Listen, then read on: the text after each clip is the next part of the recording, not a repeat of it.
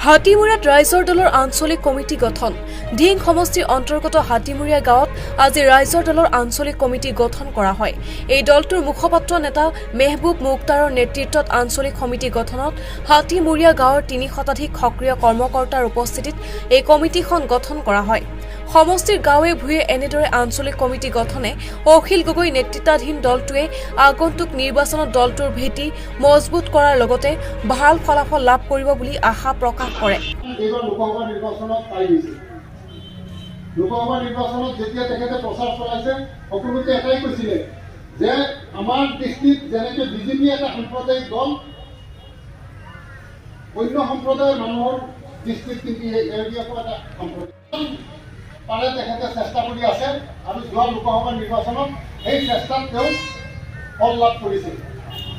আজি যি ফল পাইছে লোকসভা নিৰ্বাচনত আমাৰ বিৰোধী ঐক্য মঞ্চ গঠন হৈছে আৰু এই বিৰোধী ঐক্য মঞ্চত আমাৰ দল, ৰাইজৰ দল, অংশীদাৰী এটা দল।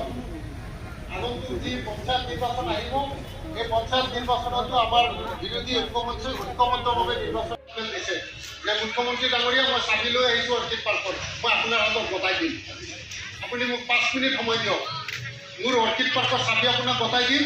আৰু আপুনি যে দুৰ্নীতি কৰি গোটেই অসমলৈ সম্পত্তি কৰিছে, নামে বেয়া নামে, এইবিলাক আপুনি ৰাজহুৱা কৰক। আৰু সেই সময়ত তেখেতৰ মাত বন্ধ হৈ গৈছে।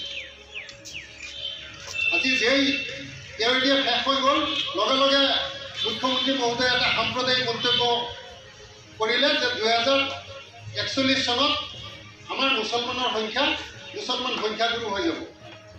ভয় দেখাবলৈ, অন্য সম্প্ৰদায়ৰ মানুহক ভয় দেখুৱাবৰ বাবে